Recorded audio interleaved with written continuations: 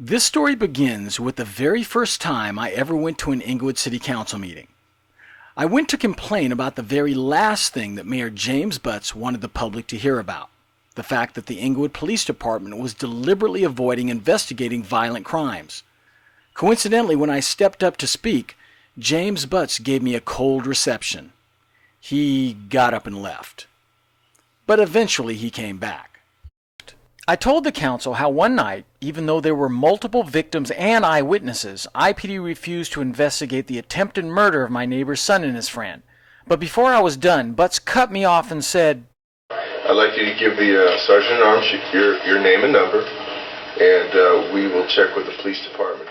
At the next council meeting, I described the attempted murder and IPD's misconduct, but more of that later. Before I go any further, let me tell you about the attempted murder and how IPD dispatchers and officers were negligent, incompetent, and possibly racist. On the night of December 19, 2009, 9 days before the U.S. Justice Department released a very critical report about IPD, I was working on the side door of my house when I heard some voices from the front. I looked the 60 or so feet towards the sidewalk and saw who I thought was my neighbor's son and a young friend walking past my house. When I saw who it was, I began to look away, but not before I saw a newish steel gray Chrysler 300 slowly driving past the boys. And 1 second after the car, the boys, and myself were in a straight line, there were 2 shots. So I called IPD and expected that they'd do the right thing and come out and investigate. But as the official IPD tapes you're about to hear prove, that didn't happen. IPD, the city clerk, the city council, and Mayor James T. Butts Jr. illegally and deliberately ignored the multiple requests I made for those tapes beginning in September of 2011 for about 9 months, until the police chief at the time, Jacqueline Seabrooks, resigned. As national correspondent Lee Cowan explains, the 911 call reveals the confusion that was going on inside Demi Moore's house. We need an ambulance here as soon as possible, please. The call for help went out late Monday night after a gathering at Demi Moore's Beverly Hills home. Okay, tell me exactly what happened there. Okay, she smoked something. It's not marijuana, but it's similar to incense.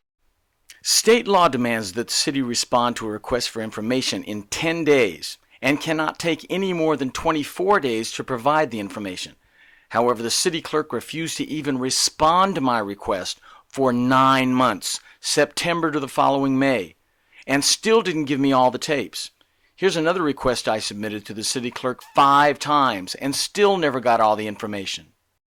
So after 9 months, multiple written requests, phone calls, certified letters, and a dozen or so meetings where I pointed out to the city clerk and the city council that they and IPD were blatantly violating state law, I finally got some of the recordings that were played for me by an IPD captain. But just those recordings were enough to send James Butts into a panic, forcing him to expose his true self. As you listen to the tapes and you hear exactly what happened, ask yourself, would you feel safe if IPD was your police department?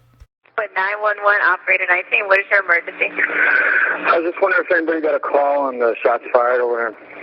You said you heard shots fired? Yeah, over on site. How many did you hear?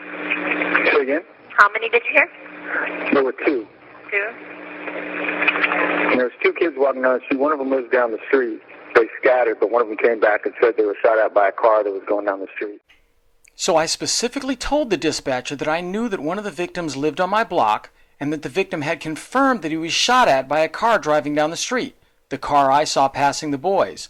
But just to make sure, I told her again that he confirmed that he was shot at. The guys that said they got shot at came back after they had scattered, said that they were walking down the street. I saw them in front of the house, and then 2 shots, they scattered, and then 5 minutes later the guy comes back, and he said he was telling because the neighbors were outside, and they're like, we're walking down the street, guy shot at us. So I told the dispatcher that I was a witness to what happened, that I saw the boys in front of my house, and then there were 2 shots. No one actually sees a bullet come out of a gun and hit someone. You usually see 2 people, and maybe one holding a gun, and then you hear shots, and people either run or hit the ground. And just to make sure that the dispatcher heard me say that one of the victims lived on my block, I told her again. He says he lives down the street. Now, I just told the IPD dispatcher several times that there were two people who just got shot at in front of my house, that I saw them right before and 5 minutes right after they'd gotten shot at, and that the victims had also confirmed to my neighbors that they had gotten shot at. I also confirmed that one of the victims lived on my block. But listen to what the IPD dispatcher told officers. Responding to the shots fired. It's going to be on. No further information other than 2 shots heard. No further information other than 2 shots heard? And later on, right as officers were driving down my street, right past my house, an IPD dispatcher again negligently or deliberately failed to give officers the crucial information about my being a witness and about there being at least one identified victim that lived on my block. 23, we're going on. Have any further? Negative. And please notice that the IPD dispatcher never asked me what the victims looked like, what they were wearing, if I had any idea where the one victim who I had told them lived on the block lived, if I saw the car that shot at them, etc. Now, if I wouldn't have just been 60 feet away from a shooting, I might have been clear-headed enough to remember to volunteer that information, but this is their job. As I'll describe in later chapters, one day after I first requested copies of these IPD tapes, IPD's unethical captain, Martin Sissick, played them for me. And the tapes proved that at least 3 people, including the person that lived right next door to the victim, called IPD about the shootings. But the dispatcher tells the officer that I was the only caller. Is he the only caller? Yes. And later on, Captain Sissick confirms that there were multiple callers. I believe he was one of the callers to report that he had heard or seen gunfire. When I finally talked to an IPD officer, I told him that I recognized one of the victims. I called in a shot fired earlier. It was right in front of my house. Okay. And I guess a cruiser came by, but this is my concern. The guys who shot at, one of them I recognized. But even though I specifically told IPD dispatchers and an IPD officer that I was a witness to a shooting, that my neighbors and I confirmed that the boys were shot at, and that I knew where one of the boys lived, for the rest of the night, all I got from IPD was lame excuse after lame excuse why IPD wouldn't investigate a shooting with multiple witnesses and multiple victims. Yeah, but if I give you the address, say this is where he lives, could you go and make an inquiry? Not necessarily tonight, but later on. Well, if we don't have a victim saying that they were shot at or anything, then we're unable to, do anything. But that's a lie. These are IPD's own official rules on investigating crimes, and rule number 2 requires that officers locate and identify witnesses, and rule number 7 requires that officers obtain statements from both victims and witnesses. So even though these 9 steps, including locating and talking to victims and witnesses, are the minimum that are required in each IPD investigation, still another IPD officer made excuses why IPD wouldn't try to talk to my neighbor's son. Naval Police Department, Officer Thompson, how can I help you? Yeah, I called in earlier tonight about shots fired on the block here. Okay. And somebody saw a cruiser come by. But the people that were shot at, he said he lived on the block. I think I know the house. Okay. If I find out where he lives from, neighbors down on the block down there, sure. Is there any way that he can be approached as a witness? Unfortunately not, because he would be technically a victim in this situation if he was shot at. So the officer admits that there is a victim of a shooting, but he still refuses to send anyone to talk to the victim, which again is required by IPD's own policy. And really, should any police officer actually need a rule to tell them that they need to try to talk to someone who just got shot at? No. I tried everything to get the police to acknowledge that an actual crime had been committed. I mean, you can get arrested for shooting a gun in the air on New Year's Eve, but the officer said that it was only technically a crime. Well, no, what I'm saying is, say somebody comes down the street, shoots up in the air. Mm-hmm. Who's the victim? No victim. Exactly, but there's a crime committed. Technically, yes. Yes. I called IPD at least 5 times that night and talked to at least 4 IPD employees trying to get them to investigate a shooting where I and others could have been shot or killed. Just come out, look around, just try to talk to the victim. But they wouldn't do it. So I said, someone fired a gun in front of my house, I could have been killed, and I'll file a complaint if necessary. But the officer tried to scare me out of filing a complaint. when you involve yourself, and I understand you've been in the city for 48 years and so on and so forth, but when you involve yourself in situations nowadays, it's not like it used to be where, you know, maybe your house would get egged or toilet papered or you get ding-dong ditched. Now they're going to shoot your house. And the most disgusting opinion shared that night by Officer Thompson, who knew nothing more about my neighbor's son other than he was a young man living in Inglewood, was an opinion possibly shared by other IPD officers. Thompson said that there must have been a good reason, some kind of justification for someone trying to kill my neighbor's son. For the mere fact that this person is being shot at, there's a reason he's being shot at. Okay. I would ask everyone to think about how you would feel if your neighbor's son, or worse, your son, or brother, or father, or any family member or friend was shot at in front of your house, and where you could have been shot because you were right there watching it, and where your police department repeatedly refused to investigate, giving many lame excuses, including that the person who got shot at deserved it. How would you feel?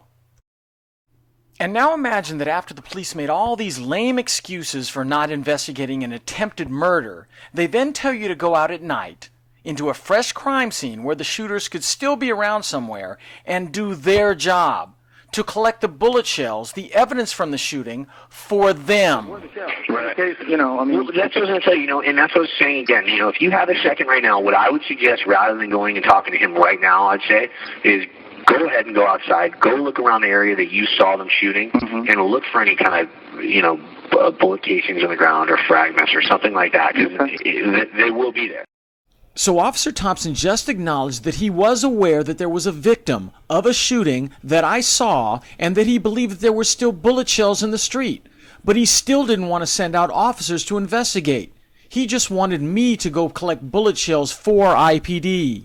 But that just happens to violate rule number 6 of IPD's rules that states that police have the obligation to, quote, protect and preserve the crime scene to ensure evidence is not contaminated, damaged, lost, or removed.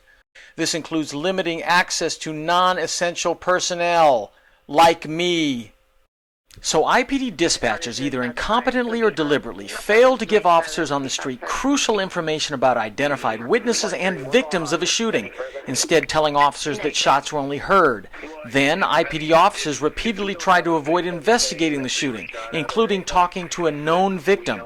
And then, as we will see much more of in later chapters, IPD's Captain Sissick, who listened to all these tapes with me, lied to the public, also saying that shots were only heard that night. Okay, was there any evidence that there was a victim of that crime, or was that just shots heard? It was shots heard. There was no evidence of a victim. However, as we heard earlier, the facts prove that Captain Sissick lied. If I find out where he lives, from, you know, neighbors down on the block down there, sure. Is there any way that he can be approached as a witness? Unfortunately not, because he would be technically a victim in this situation if he was shot at. My name is Captain Martin Sissick from the Inglewood Police Department. My phone number is 310-743-9. Not only do the IPD 911 tapes show that Sissick lied for Butts in the meeting when he said that no crime was committed that night, but a phone conversation I had with Sissick before the meeting proves it. In that conversation, Sissick specifically told me that he believed that the shooting described on the tapes was an assault with a deadly weapon that would be classified as a felony in the state of California. Is it surprising that Inglewood's violent crime rate is so high, with IPD repeatedly refusing to investigate shootings with multiple victims and witnesses and bullet shells in the street, and officers telling residents that shooting a gun out of a car isn't really a crime, and trying to scare residents out of reporting crimes, and with IPD captains and Inglewood's mayor lying to the public to cover everything up? With all that, criminals see that IPD isn't going to try too hard to catch them. But I still went out at night into a fresh crime scene and collected bullet shells for IPD. But when I called IPD to have the shells picked up, an IPD dispatcher incompetently told officers to go to the wrong house. 1123, 1022, he's not home. He said he'll be waiting at the black and white house on the corner. But that's wrong. That's actually 3 houses away from where I told them I'd be. Good thing another dispatcher was there to give the correct information. 23. 23. Okay, I took the call, and he told me he wouldn't be home. However, I guess it's across the street from his house and north of the house, right across. 23, copy. Why is sending police to the wrong house such a big deal? Because less than 2 years earlier, IPD made national news by killing United States postal worker Kevin Wicks at his home, and later had to pay $1.25 million to Wicks' family for doing the same thing. Michelle, the Inglewood community has expressed outrage over the fatal shooting of a postal worker by police responding to a domestic dispute. They say the officers went to the wrong apartment, and now the transcripts of the 911 call seem to support that claim. Remember, all this IPD misconduct happened in just one night, with just one attempted murder. God only knows how much dangerous IPD misconduct occurs on a regular basis, endangering countless citizens in Inglewood. No wonder James Butts and IPD administrators, as you'll see in the next chapters, were willing to lie to the public and break the law to illegally keep the public from hearing those tapes. And think about this. If IPD deliberately avoids properly investigating assaults with deadly weapons, where no one is actually shot or killed, they can claim that there was no violent crime, just shots heard, and omit a violent crime from the city's crime statistics, making it appear like crime is going down and making IPD and the politicians look good.